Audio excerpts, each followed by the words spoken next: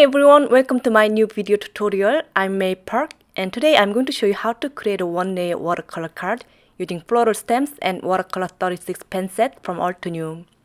If you're not good at watercoloring, make sure to keep watching this video until the end as I'll be sharing my watercolor mistakes and how I'm proceeding with my card when I'm not happy with the results. As usual, I'll show you my craft desk after my project is done. So let's get started. Last month, my friend Jennifer McGuire shared a picture of her vinca flowers in a pot on her Instagram story. I loved everything in the photo. So I asked her to send me the photos so I can use it as my inspiration. I thought it would be great to create a watercolor card using a similar color combination and composition of flowers and leaves from the photo. I began by searching for my craft room to find floral stems that would work for my card design. When it comes to choosing images from different stem sets, it's important to choose the stems that have a similar design style or similar thickness of the outline images. So I decided to use some of my all-time favorite Altenew floral stem sets, Adore You, Build a Flower Coral Charm, and Beautiful Day. I already tested out the placement of each image by stamping the images on an A2 size print paper as part of the sketching process. That way, I'll know which image I should stamp first to place it in the foreground. Today, I'm going to use my favorite watercolor paper, which is Artist Cold Press 140 pound. Since it has a textured side, you have more control over water as the water stays longer on the surface compared to hot press watercolor paper. If you like bleeding or ballooning effect, you could use hot press watercolor paper, which has a more smooth surface. I already cut my watercolor paper larger than A2 size as I wanted to use the edge of my paper to tape down on my work surface later. I'm going to draw some guidelines around the A2 size scrap panel using a pencil so I know which areas will be my actual card. I'm going to use my original Misty stamping tool as I will need to stamp my images a couple of times at the same position to get a nice impression.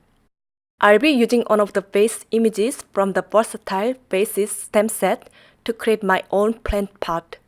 I'm using the vase stamp to guide placement of my main flower from the Adore You stamp set. Once I'm happy with the placement, I'm going to pick up the stamp with the Misty Door, ink on my stamp with Altenew Evening Grey ink and stamp it onto my panel. Then I'm going to stamp the same image on a post-it note to create a mask. I'm going to cut out the image on the post-it note with my scissors. I recommend you cut slightly inside of the stamping line. That way you can get more perfect stamping while masking the images. I'm going to layer my mask over the stamped image on my panel, covering the image entirely.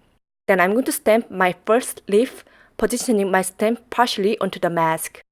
The reason why I stamped large-sized flower first is that I wanted to place my large flower in the foreground while having small flowers and leaves partially behind the large flower. Stamping the large image first also helps me arrange the placement of other images with balance. I'm going to continue stamping and masking until I finish creating my own floral arrangement. By the way, my post-it note has a full adhesive on the back, so I don't need any glue to place it on my panel.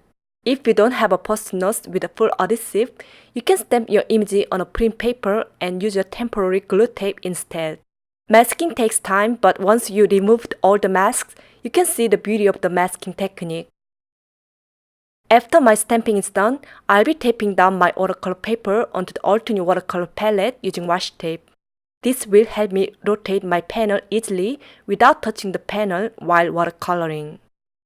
The reason I used the water-based Evening Grey ink for my stamping earlier is that I was going to color my images using the no-line watercolor technique with Altenew watercolor brush markers. But my watercoloring isn't working today for some reason. I've been very confident about my watercoloring skills as I created some great watercolor cards over the last few months, and I got lots of good feedback from people who follow my Instagram, blog, and YouTube channel. I don't know what's wrong with me today, but I didn't like anything about my watercoloring here on this panel. It's a mystery that I have a different result every time I create a watercolor card, even though I use the same techniques. Sometimes it turns out beautifully and sometimes not. Since I didn't like my first attempt at watercoloring, I decided to start it over. As you can guess, it was a hard decision as I already put lots of time and effort into creating my floral arrangement using the masking technique. So here is my new fresh panel with images stamped in black. Yes, I gave up trying out the no-line watercoloring. Instead, I stamped my images using the Altenew black pigment ink, which is waterproof. You can also use the Altenew Obsidian Pigment Ink instead. This time I'll be using Altenew 36 watercolor pen set. I'm going to start by prepping paints on my watercolor palette with my wet paintbrush inspired by colors from Jennifer's photo. You can test out the color on a scrap watercolor paper to see the actual color if you want to. Once I pick up some pigment from my watercolor palette, I'm applying a light color first for the base layer. You can always add more colors later, so it's important to start from light to dark. I'm watercoloring each petal with less pigment using my wet paintbrush. You can start by wetting your watercolor paper first with clean water and add pigment if you want to. Then I'll be bringing darker colors to the bottom of each petal and where two petals meet together to enhance the shading areas. This time I'm adding more pigment and less water. Next, I'm going to go over the paint to diffuse the color using my wet paintbrush.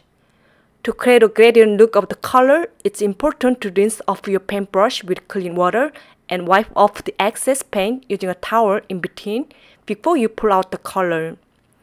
You can always go over the image to diffuse the color or to add more color. You just need to control the amount of water you add to the paint. Altenew watercolor pen set comes with a fine watercolor brush, but I'm using a regular watercolor paintbrush as I find it easy to control pigment and water. My go-to paintbrush size is number 3 as it's easy to add details while allowing me to cover the quite large areas as well.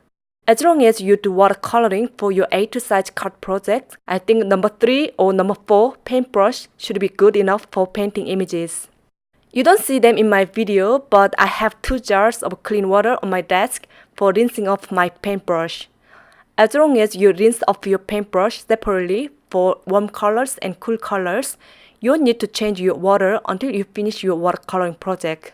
Once previous layers dried, I applied a thin coat of fresh lemon as the last layer on the entire flowers using a watercolor glazing technique.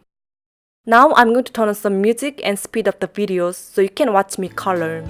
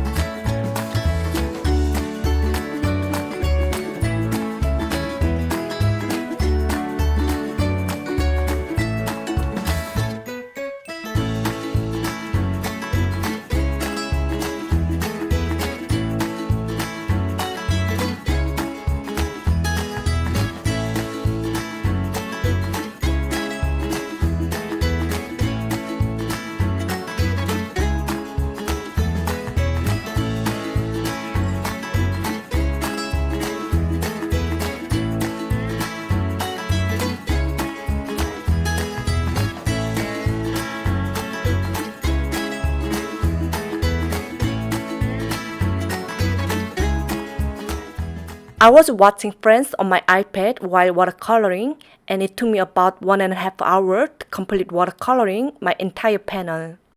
I was going to finish my watercoloring here, but something was bothering me. My flowers seemed too plain without any depth. I felt like I could do more than this. So I decided to add some tiny dots on my flowers, leaves, and plant part to add extra dimension and depth to my images.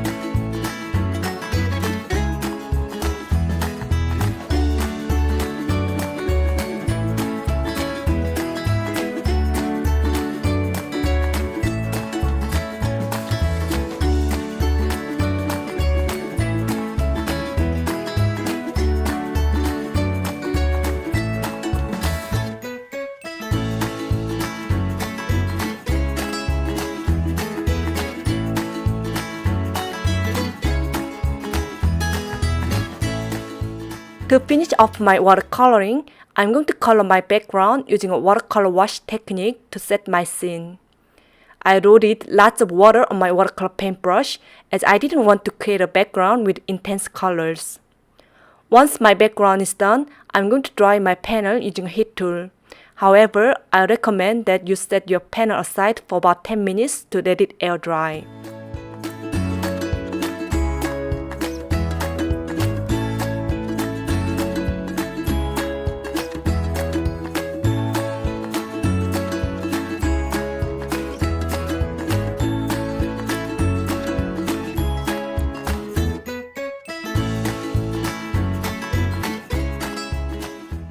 My friend Case Rakusin often uses some colored pencils to enhance her watercolor images.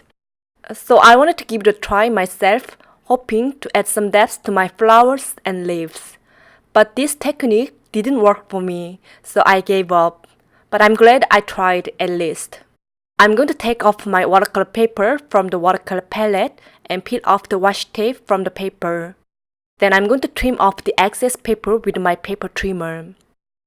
I'm going to mount my watercolor panel on the A2 size top folding white card base using double-sided tape. You could use your glue tape if you want, but the strong adhesive will help your watercolor paper flat and sturdy. Now I'm going to stamp the sentiment from the Beautiful Day stamp set on the card front using my favorite black ink, which is Obsidian Pigment Ink. I'm also going to stamp the sentiment inside my card using the Beautiful Inside stamp set.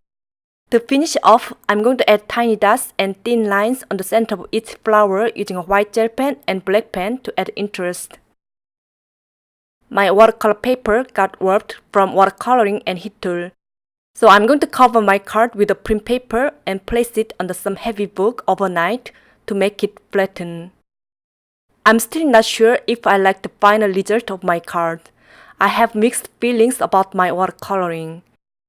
My husband loved my card so much, which is rare. Let me know what you think. I know my flowers turned out differently compared to the flowers in Jennifer's photo. My watercolor card doesn't do it justice at all. I wasn't able to capture a clean and transparent look of the flowers on the photo. By the way, this video is part of the Altenew August 2019 Inspiration Challenge. Make sure to check out the blog for more details, and I hope you can play along with the challenge for a chance to win one of the 4 $30 gift certificates from Altenew. This is it for today. If you watched all the way to the end, thank you so much. I hope this video was inspiring or informative for you guys. I'll link all the products and everything that I talked about in the description box below. If you have any questions, just write them below and I'll be happy to answer them for you.